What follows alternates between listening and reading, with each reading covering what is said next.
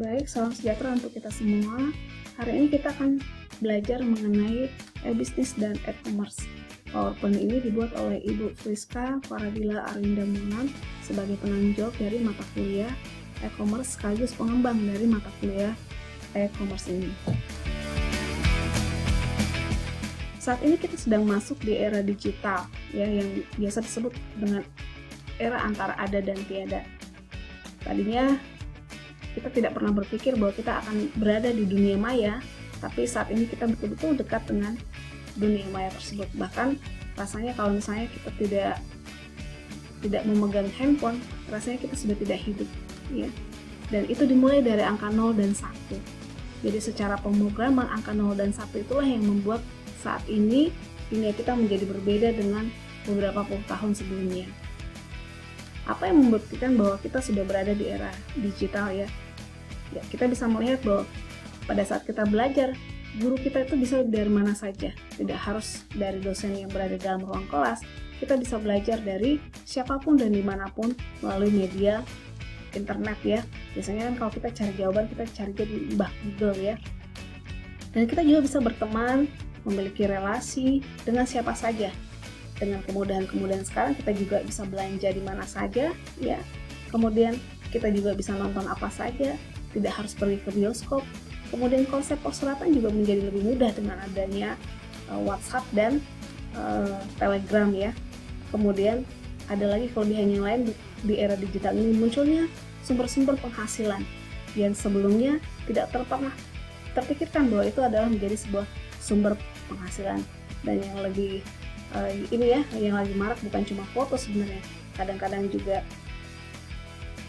masyarakat atau pemuda-pemudi itu menyukai merekam dirinya sendiri dalam bentuk TikTok kemudian men-share, ya.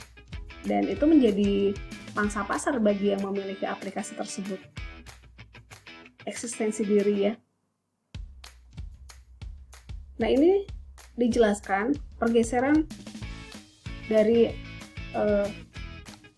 millennial generation, ya, yang mengarah ke pembelajaran digital.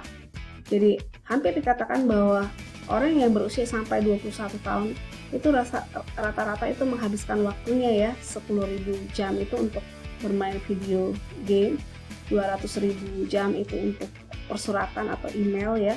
Ini kan email tidak harus selalu dalam bentuk email beneran, ya, bisa dalam bentuk WA, Instagram, ya, Messenger, bisa seperti itu. Kemudian 20.000 jam yaitu untuk nonton televisi, tapi nonton televisi sekarang kan kita lebih suka nontonnya di YouTube atau di View, ya, atau di pokoknya yang menggunakan jejaring internet. Kemudian 10.000 jamnya digunakan untuk menelpon, dan di bawah dari 5.000 jam itu untuk membaca. Jadi waktu untuk membacanya sangat sedikit, sehingga pergerakan generasi itu dimulai dari baby boom, ya, itu generasi yang menggunakan televisi. Kemudian generasi X, ya, disebutkan generasi X itu mulai menggunakan komputer. Kemudian generasi milenial itu mengalami pergeseran, yaitu mulai menggunakan mobile phone. Kemudian, ya, dia menganggap bahwa telepon itu sudah menjadi asisten pribadinya.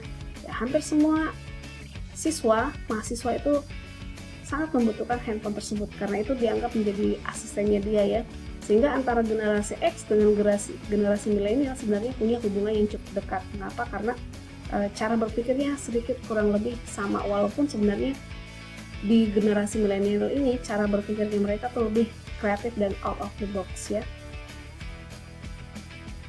Hal itu juga menyebabkan terjadinya revolusi dari sisi komunikasi.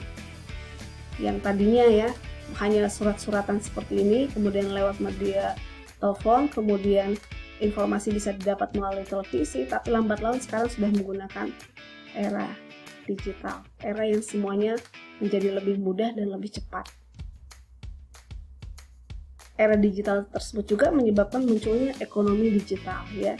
Tadinya dimulai dari pertanian atau agraria, kemudian ke area industri, dan sekarang ke digital ekonomi. Mau tidak mau juga semua akan mengikut ke arah digital.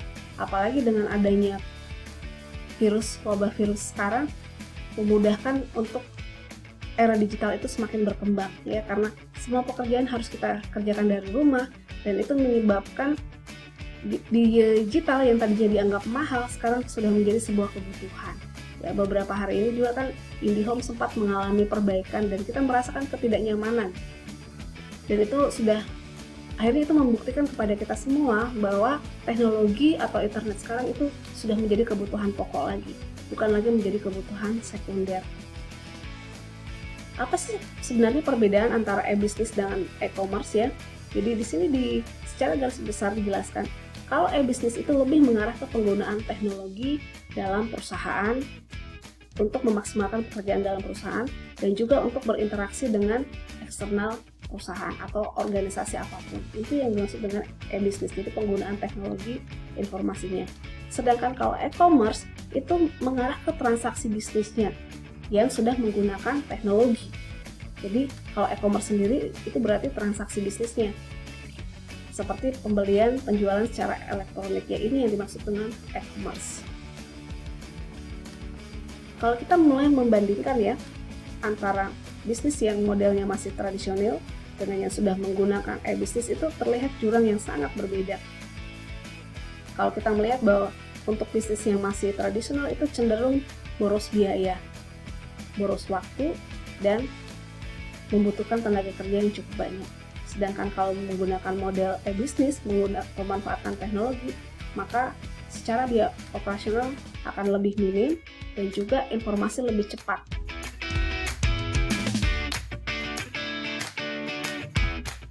Ini dijelaskan mengenai siklus penerapan teknologi informasi dalam bisnis. Jadi teknologi ini dipakai untuk otomatisasi dalam pengelolaan informasi. Sekarang mulai bergeser lagi, jadi yang tadinya hanya untuk otomatisasi dalam pengelolaan informasi, itu bergeser menjadi membangun konfigurasi rantai bisnis yang terintegrasi. Ini maksudnya seperti ini. Jadi sebelumnya, kalau misalnya kita menggunakan komputer ya, kalau misalnya kamu semua sudah belajar mengenai komputer akuntansi, baik itu program Maya atau program Accurate, kita bisa melihat bahwa tadinya informasi itu dimasukkan di dalam aplikasi komputer ya, yang belum terintegrasi. Tapi sekarang dengan adanya teknologi yang lebih berkembang, dengan menggunakan Accurate yang online, itu bisa kita terhubung dengan anak cabang dimanapun juga. Jadi dia lebih terintegrasi, ya. Kita bisa terhubung dengan cabang-cabang perusahaan dimanapun juga. Yang tadinya aplikasi komputer itu ya kalau misalnya hanya di satu komputer saja, tapi sekarang sudah mulai bisa terlink ke sana kemari. Itu yang dimaksud dengan terintegrasi. Dan tentunya ini akan mempengaruhi model dari bisnis tersebut. Mengapa? Karena tadinya kalau misalnya untuk tutup buku saja antar cabang itu memerlukan waktu yang cukup panjang ya, kurang lebih sekitar 2 mingguan. Sekarang dengan adanya teknologi yang terintegrasi antara satu cabang dengan cabang lainnya, jadi servernya satu di cloud, itu sangat memudahkan bagi perusahaan untuk secepatnya mengambil keputusan karena laporan keuangannya lebih mudah dan lebih cepat untuk dibuat. Tidak ada lagi closing antar cabang ya, atau antar departemen, karena memang data yang digunakan atau server yang digunakan satu saja. Jadi di situ langsung terintegrasi semuanya. Nah, kalau mau dilihat arsitektur dari aplikasi e-business ini, kita bisa lihat ya dari Enterprise Resource Planning atau ERP ya, yang ini kan untuk aplikasi komputer kita biasanya seperti ini. Ada logistik, production, kemudian distribusi. Ini biasanya dalam satu aplikasi ya, ini dalam satu aplikasi. Nah, ini memudahkan untuk supply chain management atau rantai nilai bagi perusahaan. Memudahkan ya dengan adanya aplikasi tersebut. Nah, kemudian ada lagi satu sisi yang disebut dengan customer relationship management ini ya. Ini sebenarnya untuk memudahkan dari sisi marketing, sales, kemudian pelayanan pada customer yang disebut dengan selling chain management. Nah, di satu sisi kita juga memudahkan untuk mengontrol administrasi. Jadi dari sisi HRD ya, ini membutuhkan aplikasi yang sama. Kemudian dari sisi keuangan tentunya kita juga membutuhkan laporan keuangan yang sama. Ini berada dalam satu sistem. Ini berada dalam satu sistem saja atau dalam satu aplikasi. Sehingga karena aplikasinya hanya satu ya, satu aplikasinya di sini, jadi memudahkan manajemen dari perusahaan tersebut untuk mengambil keputusan secara cepat karena tidak terpisah. Sebelumnya itu kan HRD punya aplikasi sendiri ya, kemudian keuangan, komputer akuntansi punya aplikasi sendiri, kemudian ERP-nya yang ini punya aplikasi sendiri, customer relationship-nya juga punya aplikasi sendiri. Tapi dengan adanya e-business ini sekarang semuanya disatukan, sehingga tidak ada lagi proses untuk menyatukan data. Kenapa? Karena memang datanya sudah disatukan semua di sini. Jadi informasi lebih cepat. Ya. Informasi lebih cepat untuk diperoleh dan informasi juga lebih cepat untuk disajikan. Ya. Kalau dulu kan misalnya bagian HRD ya, itu mau melakukan perjalanan dinas, tentunya kan ada biaya yang dikeluarkan. Nah kalau dulunya itu kalau misalnya bagian HRD mau buat dokumen untuk perjalanan dinas, maka dia akan membuat di aplikasinya sendiri. Nanti kalau sudah di print ya, keluar biayanya berapa, pembelian tiket pesawat dan lain sebagainya, ini baru dioper ke bagian accounting. Bagian accounting itu akan melakukan proses jurnal. Nah sekarang sudah tidak seperti itu lagi dengan adanya aplikasi e-business ini. Jadi cukup bagian administrasi atau HRD cukup memasukkan data biaya tersebut ke aplikasi yang sudah terintegrasi ya, yang sudah bersatu. Nanti tidak perlu lagi di jurnal oleh bagian accounting. Mengapa? Karena misalnya menunya biaya perjalanan dinas, tinggal dia masukkan saja biaya perjalanan dinas yang dimaksud dengan komponen biaya perjalanan dinas apa saja, tiket pesawat, akomodasi, dia tinggal masukkan. Secara sistem dia akan langsung menjurnal otomatis, jadi tidak perlu lagi lewat di accounting karena semuanya sudah terintegrasi. Ya begitu juga kalau misalnya bagian accounting, misalnya dia mau mencatat biaya yang keluar di divisinya, dia tinggal jurnal saja, ya dia tinggal masukkan di aplikasi tersebut, nanti akan terjurnal secara otomatis. Jadi untuk saat ini kalau di perusahaan yang sudah menggunakan metode e-business, itu pekerjaan accounting itu bukan lagi menginput atau memindahkan data dari faktur, dari bukti faktur, pembelian penjualan, bukti penerimaan kas, bukti pengeluaran kas ke aplikasi komputer akuntansi, sudah tidak seperti itu lagi. Tapi tugas dari bagian accounting ini adalah memastikan bahwa data yang dimasukkan ke dalam sistem itu adalah benar, sehingga nanti tidak keliru dalam pengambilan keputusan. Ya, sudah mulai berbeda caranya karena data sudah menjadi satu. Ya. Nah, mengapa kita harus menggunakan e-business ya?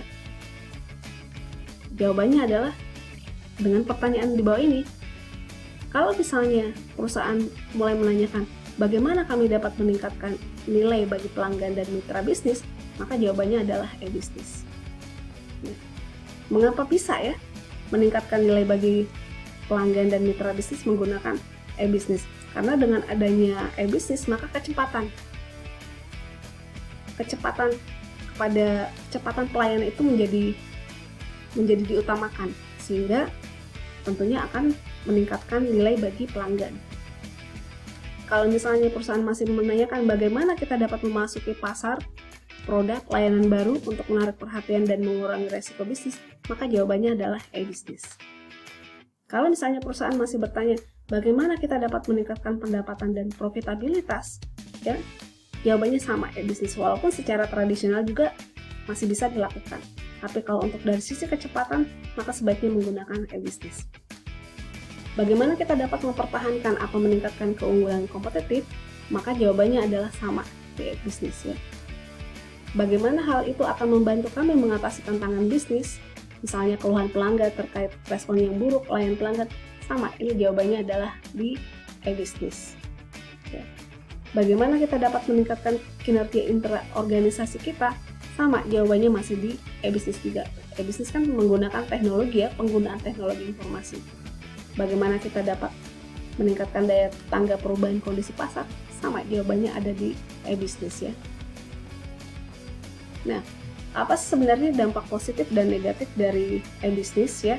Dampak positifnya tentunya yang paling penting adalah mengurangi biaya operasional ya. Kemudian dapat meningkatkan efisiensi operasi secara internal. Meningkatkan penjualan perusahaan. memungkinkan adanya pendapatan baru, ya, dapat meningkatkan pangsa pasar, memperpendek waktu produk, meningkatkan customer loyalty, meningkatkan value chain, mendeteksi ketersediaan layanan selama 24 jam, meningkatkan pelayanan kepada pelanggan dan dukungan purna jual, meningkatkan efisiensi dan efektivitas dari sumber daya manusia, ya. Dampak negatifnya, pencurian informasi rahasia yang berharga ini bisa saja terjadi, ya, kehilangan kesempatan bisnis karena gangguan pelayanan, ya. Misalnya seperti yang baru-baru ini, ya, tiba-tiba saja IndiHome melakukan perbaikan, itu sangat terasa sekali. Kehilangan kepercayaan dari konsumen, ya, baik yang disengaja maupun yang tidak. Penggunaan akses ke sumber oleh pihak yang tidak berhak, misalnya pembobolan sistem, ya. Kerugian yang tidak terduga disebabkan oleh gangguan yang dilakukan oleh sengaja, ketidakjujuran, praktek bisnis yang tidak benar, dan kesalahan faktor manusia dalam kesalahan sistem elektronik. Itu adalah dampak positif dan negatif dari penggunaan e-commerce sendiri. Nah,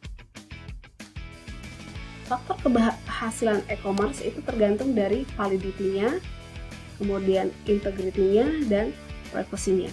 Nah, ini saya mau, kalau saya akan lebih mudah, mungkin misalnya Anda terbiasa menggunakan aplikasi Shopee, ya, kemudian atau menggunakan aplikasi Bukalapak dan Tokopedia. Nah, jawaban faktor keberhasilan ini terjawab ketika Anda terbiasa menggunakan aplikasi tersebut. Nah, e-commerce, ya, seperti yang Bukalapak, ya, kemudian Tokopedia, Shopee, itu adalah sarana marketplace, ya, yang disiapkan sebenarnya untuk memudahkan transaksi jual beli. Jadi selama ini kan kalau misalnya sebelumnya ada Bukalapak, Tokopedia, kemudian Shopee, itu tingkat kepercayaan dari customer ketika mau membeli barang secara online itu ragu-ragu, karena pengalaman sebelumnya beda yang ditampilkan di gambar, beda pada saat barang tersebut datang, ya, sehingga customer merasa dirugikan karena seperti membeli kucing dalam karung, ya. Kemudian kegelisahan dari customer ini itu munculnya perusahaan-perusahaan yang menjadi perantara antara pembeli dan penjual. Jadi dari sisi penjual, mereka juga ragu untuk misalnya melakukan penjualan, apalagi kalau misalnya tidak ditransfer lebih dulu, takutnya nanti barangnya sudah dikirim dan ternyata pembelinya tidak jadi beli, ya. Sehingga muncullah perusahaan-perusahaan yang menaungi kekhawatiran dari penjual dan kekhawatiran dari pembeli. Itulah yang muncul perusahaan seperti yang saya sebutkan tadi, ya, Shopee, Bukalapak, Tokopedia, Lazada. Itu adalah satu perusahaan itu yang memanfaatkan situasi keraguan-raguan dari si pembeli dan si penjual, dan memudahkan juga transaksi, ya, transaksi baik penjualan maupun pembelian.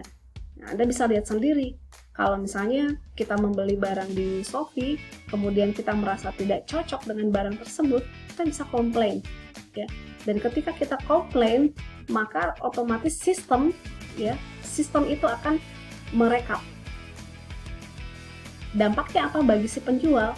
Ketika misalnya kita masuk ke searching mesin pencarian, suatu barang, biasanya yang terkena, yang diberikan bintang jelek atau rekomendasi jelek oleh pelanggan itu agak lambat muncul di permukaan.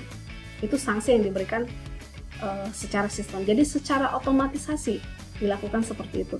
Sedangkan misalnya yang menjual produknya sesuai dengan harapan dari pembeli, kemudian diberikan rating yang baik, maka ketika dicari atau di searching itu lebih cepat muncul ke permukaan, ya. Itu adalah salah satu cara yang digunakan oleh perusahaan-perusahaan tersebut itu untuk meminimalisir keraguan antara si pembeli dan si penjual, ya. Nah, ini kalau kita bisa lihat bahwa, ya, dari sisi validity-nya, integrity-nya, dan dari sisi privacy-nya itu sudah dipenuhi dengan menggunakan aplikasi-aplikasi tersebut. Bahkan sekarang kalau misalnya kita mau membandingkan antara satu harga dengan harga lain menjadi lebih mudah, karena begitu kita mencari barang yang sama itu akan muncul si penjual, ya, dengan berbagai harga yang ditawarkan. Kalau dulu kan kita mesti datang dari satu toko ke toko lain untuk membandingkan harga. Sekarang kan tidak, cukup di tempat tersebut kita bisa melihat ya.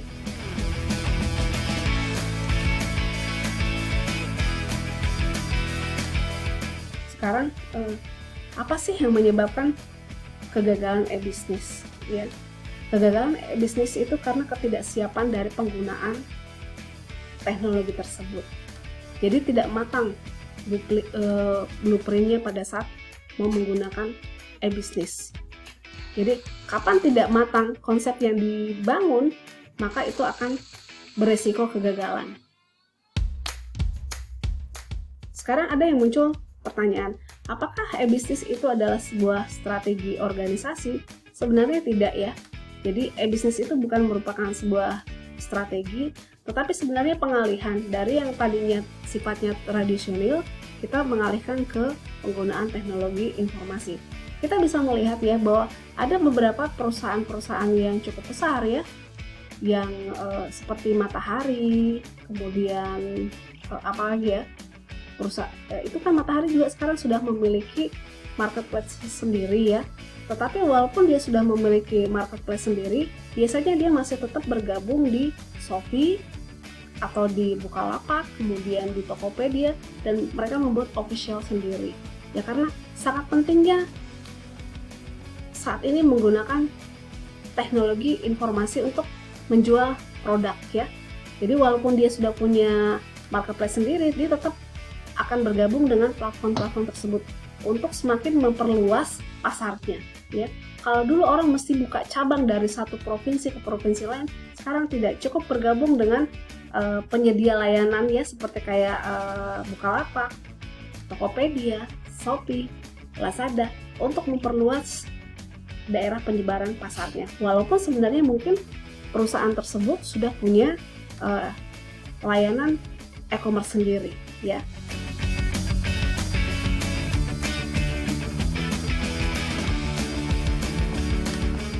Nah, e-commerce sendiri kalau di negara kita itu tumbuhnya sangat pesat ya, karena memang pertama jumlah penduduk kita cukup besar, cukup banyak, kemudian penggunaan teknologi dalam bentuk handphone itu juga cukup besar ya, kemudian rasa ingin mencoba dari masyarakat kita yang cukup tinggi terhadap hal-hal yang baru, itu juga memperkuat tumbuhnya bisnis e-commerce di Indonesia sendiri ya. Kemudian saat ini juga sudah mulai muncul ya usaha-usaha baru. Kalau misalnya Anda bisa melihat di YouTube itu ada lagi usaha baru yang semakin memperluas ya, akan semakin memperkuat munculnya e-commerce ya, atau menjadi ladang yang bertambah juga munculnya review-review. Jadi review-review terhadap sebuah produk ya, atau review terhadap sebuah department store, itu juga semakin memperkuat kepercayaan dari masyarakat untuk membeli sebuah produk ya. Sama seperti kalau misalnya kayak saya, ketika saya mau membeli handphone dengan budget sekian, itu saya mulai mencari review di YouTube untuk tahu kelebihan dan kekurangan dari produk tersebut. Tentunya setelah saya mendapat review dari beberapa channel YouTube, baru saya memutuskan untuk membeli produk tersebut. Jadi kalau misalnya sebelumnya ketika kita membeli sebuah barang itu harus datang ke tokonya, kemudian nanya-nanya ya, belum tentu juga salesnya menjelaskan dengan baik kan. Pasti sales dia akan berusaha untuk menjual produknya sehingga dia akan melebih-lebihkan produknya tersebut, maka sehingga kita kesulitan untuk mencari orang yang netral yang bisa menjelaskan produk tersebut. Tetapi dengan adanya teknologi saat ini, dengan mudahnya kita bisa mencari review tersebut dari orang yang netral ya. Jadi itulah yang menyebabkan mengapa e-commerce di Indonesia itu akan menjadi sebuah bisnis yang sangat menguntungkan ya. Bahkan dengan adanya e-commerce muncul pekerjaan-pekerjaan baru yang tadinya pekerjaan review itu tidak menjadi penting, sekarang menjadi penting ya. Anda bisa melihat di YouTube berapa banyak orang yang membuka jasa review tersebut ya. Dan banyak juga yang sudah nonton itu. Nah, ini mirip dengan penjelasan ketika Anda menggunakan aplikasi Shopee ya. Ini saya tidak perlu jelaskan.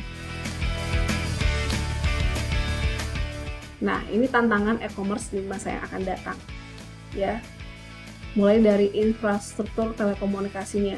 Saat ini kalau kita melihat ya, pemerintah itu sudah mulai menjawab tantangan dari e-commerce ini dengan munculnya satelit Palapa ya.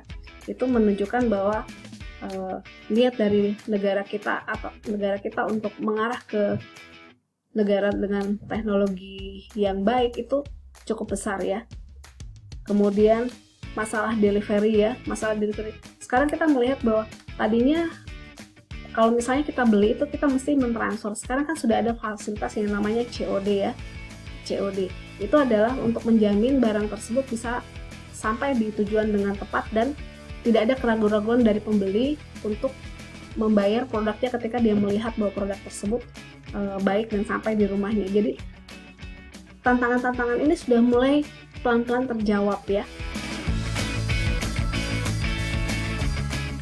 Nah, ini munculnya jenis kejahatan baru.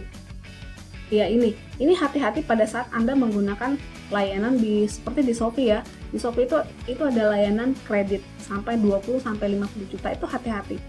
Mengapa? Karena kalau misalnya HP Anda itu banyak terintegrasi ke sana kemari, kemungkinan orang bisa membobol password Anda itu melalui mobile yang Anda miliki. Apalagi sekarang kan kadang-kadang kita tiba-tiba dikirimi link yang tidak jelas atau games yang tidak jelas sehingga kita cenderung untuk membuka.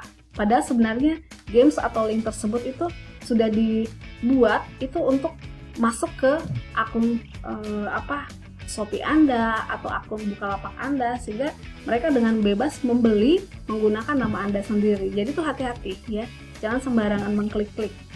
Dan lemahnya, mengapa? Karena hukum di Indonesia belum mengarah sampai di situ. Sekarang kalau misalnya ada orang yang menggunakan akun Shopee Anda untuk membeli secara kredit ya, bagaimana caranya hukum bisa membuktikan sementara aplikasi itu menggunakan akun Anda, dan hukum kita belum sampai ke situ ya. Nah, itu hati-hati. Dari sisi keamanan dan dari sisi hukum itu belum kuat di negara kita ya. Nah, ada juga beberapa yang hati-hati juga ketika kita beriklan. Karena misalnya Anda menggunakan iklan di Google ya, Google Ads seperti itu.